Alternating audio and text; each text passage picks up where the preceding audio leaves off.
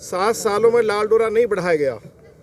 तीसरा वायदा किया था कि दिल्ली लैंड रिफॉर्म एक्ट की धारा 81A और 33 को समाप्त करेंगे, क्योंकि खेती बाड़ी की ज़मीन पर यदि किसान मकान बना लेता है तो एरिया का एसडीएम किसान की उस ज़मीन को ग्राम सभा में वेस्ट करके सरकारी ज़मीन घोषित कर देता है।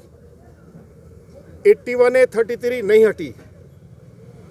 देश भर में हर राज्य में कृषि यंत्रों पर, खाद पर और ट्रैक्टर पर सब्सिडी दी जाती है, लेकिन दिल्ली देश में एक अकेला राज्य है जहां किसानों को कृषि यंत्र, खाद और ट्रैक्टर पर सब्सिडी नहीं दी जाती है।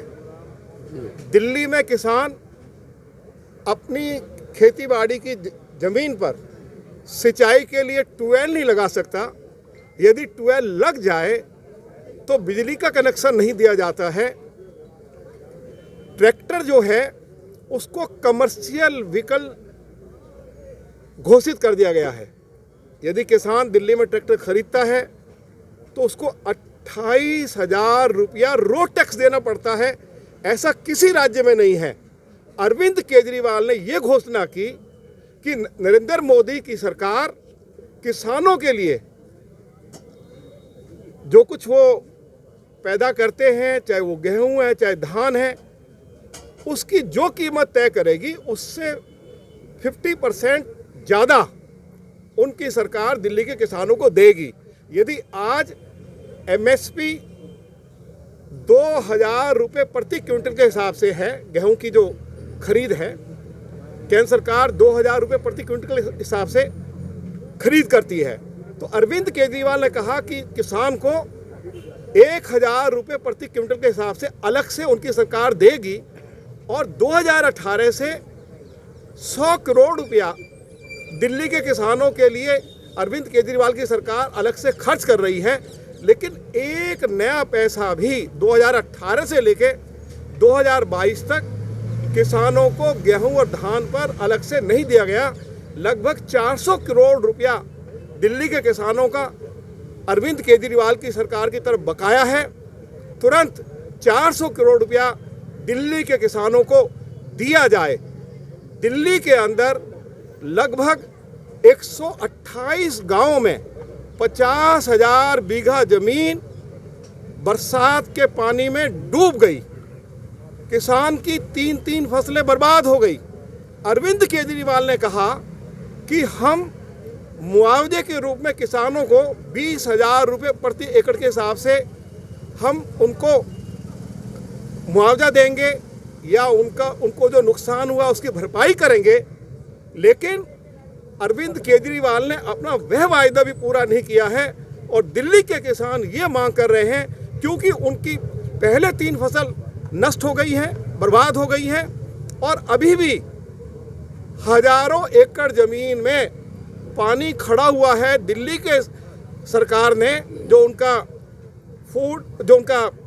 फ्लड और इरिगेशन डिपार्टमेंट है, उसने खेतों से पानी की निकासी की व्यवस्था नहीं की है। उनका ड्रेनेज सिस्टम पूरी तरह कोलैप्स कर गया है और जो अगली 3 फसलें हैं वह भी किसान की बर्बाद हो गई हैं। तो इसलिए आज दिल्ली के जो किसान हैं, दिल्ली किसान भाजपा मोर्चा के अध्यक्ष श्री विनोद सहरावत जी के नेतृत्व में, श्री आदेश गुप्ता जी के मार्गदर्शन में आज से अनिश्चितकालीन धरना शुरू किया गया है और जब तक 12 सूत्री मांगें अरविंद केजरीवाल पूरी नहीं कर देते हैं, जो उन्होंने 2013 और 2015 में दिल्ली के किसानों से वायदा किया था, ये अनिश्चितकालीन धरना दिल्ली प्रदेश भाजपा किसान मोर्चा की ओर से जारी रहेगा।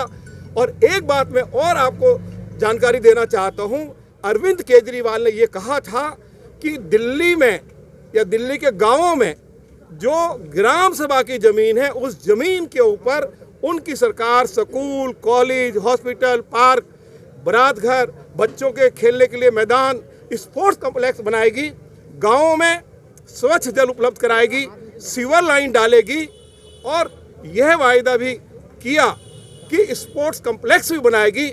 लेकिन आज मैं ये कह सकता हूँ कि अरविंद केजरीवाल की सरकार ने 7 सालों में दिल्ली के किसी गांव में ना कोई एक कॉलेज खोला है, ना कोई स्कूल खोला है, ना किसी गांव में सीवर की लाइन डाली है, ना पीने के पानी की व्यवस्था की है।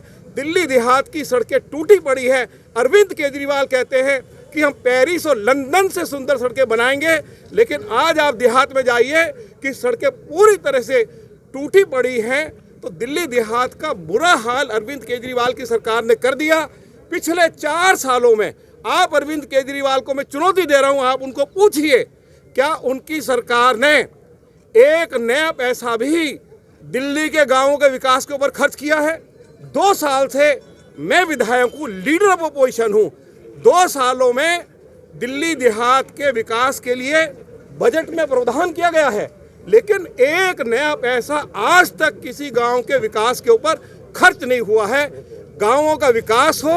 अरविंद केजरीवाल ने दिल्ली के किसानों के साथ जो वायदा किया है उन अपने वायदों को पूरा करें, और जब तक ये वायदे पूरे नहीं होंगे दिल्ली प्रदेश भाजपा किसान मोर्चा श्री विनोद सहरावत और उनके साथियों के नेतृत्व में अपना अनिश्चितकालीन धरना तब तक जारी रखेगा जब तक दिल्ली देहात के किसानों की ये मांगें पूरी नहीं हो जाती हैं। आज हम इसी के लिए इस धरना में शामिल हुए हैं और यह फैसला दिल्ली प्रदेश भाजपा के अध्यक्ष श्री आदेश गुप्ता जी ने एक बैठक में लिया कि ये हमारा आंदोलन तब तक जारी रहेगा जब तक दिल्ली देहात के साथ किसानों के साथ अरविंद केजरीवाल की सरकार न्याय नहीं कर देती है। बहुत बहुत धन्यवाद।